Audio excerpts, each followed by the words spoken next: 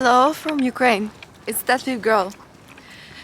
In this video I want to tell you about top 3 mistakes that women do in a country that is at war.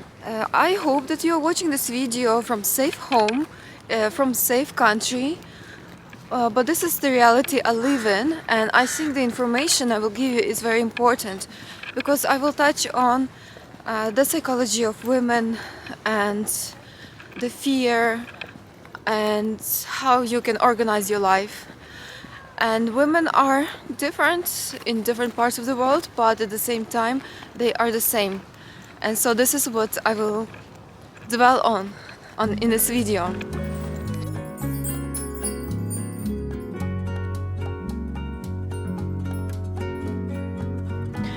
But I will just gonna take a small side step and will tell you about my life as a Ukrainian woman. So it's Saturday. I did not have any electricity since 9 a.m. And now it's about 2 p.m. I don't have gas stove. Everything is electrical in my house. In this bag I have computer, camera, chargers and food for myself. And also my relatives gave me raw eggs from the village, and they said it's good for my health and I needed to drink it. So I put it on the radiator, warmed it up, and I had some breakfast like this. First mistake, the most important drastic mistake that a woman can do at a war is stay at the danger zone. Stay in a village or city that's being shelled or is at risk of being occupied by the enemy forces. She is in danger of being killed, and also she puts in danger men who want to protect her. And there were cases when, so many cases when the Russian soldiers went to take the woman and the husband was against it and they just shot him.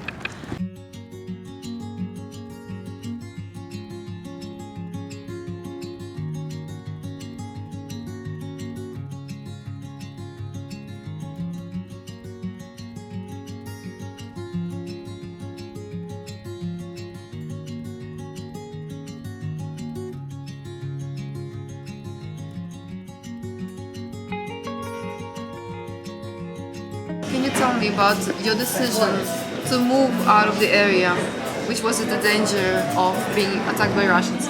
Yeah, why not? I'm originally from Dnipro. You have already know this, guys. This is my face again. Hope you miss me. Sorry. We have left Dnipro when it was a danger of surrounding because Russian troops were close. They actually were going to attack Kryvyi Rih, and Kryvyi Rih is 100 kilometers away from Dnipro. So we have heard what they are doing with women in the occupation, like torturing, raping, and killing. And you have seen what they've done in the Kyiv district, in Bucha, Borodianka. So you can imagine what life in occupation, and it's not possible for us. Ukrainian people typically, they are so stubborn. They think, I built this house, this is my land, I'm gonna stay here. But it's you're not. You can just lose everything in life. It happens, and you can just get it back or not get it back. But they also say they have this fear and maybe some low self-esteem. They think nobody will help me, nobody's waiting for me, nobody has my interest in mind. I'm just gonna stay here in my house with no water, no electricity. But the truth is there are many volunteers and many people and international organizations ready to help them.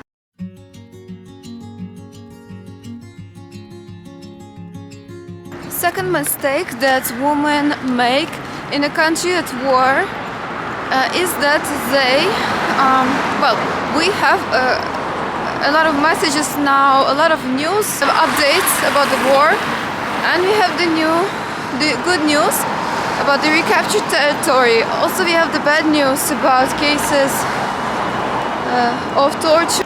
Every missile attack we have photos of the destruction and news about people who died. If you watch it all the time, you become stressed, and it's actually really bad because women are very emotional. They can be emotional. They can be easily influenced by these things. Well, actually, not only women. And I talk about this happened, Bucha happened, and it's just a little bit. You can tell it's a little bit. The person is sticking too close.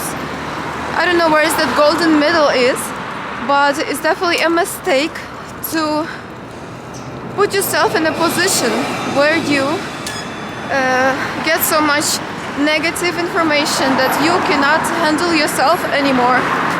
And I think keeping cold head, staying at a stable level is very important, and it's more important than knowing all the news.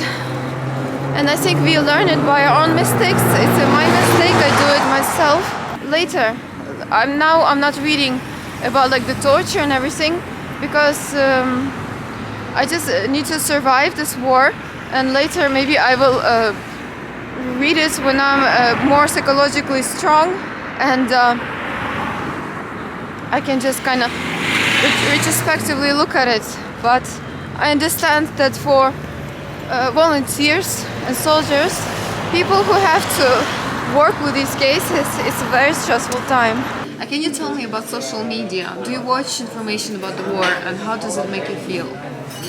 Of course, I'm watching every information about war because it's part of my volunteer work. I'm also doing video and active in Twitter just to fight against Russian propaganda. Maybe some of you are subscribed on my YouTube channel and my Twitter, and you see that I'm posting daily. And of course, it's influenced me. All information sometimes could be overwhelming and hard to cope with. And it's not a secret that I have some mental issues. I have already told it about my channel. I have anxiety and depression episodes sometimes. And I was diagnosed in 2014 and currently taking antidepressants, and it helps me to cope. Because sometimes I have issues with sleeping and very strong, severe anxiety. But I want to tell you that for me it's a great pleasure to talk to Eugenia, and for me it's just such a blessing when we meet, and Eugenia and Martin, all of my friends. And so this, I think it's for us, it's amazing bonding experience and amazing support for all of us, just having each other.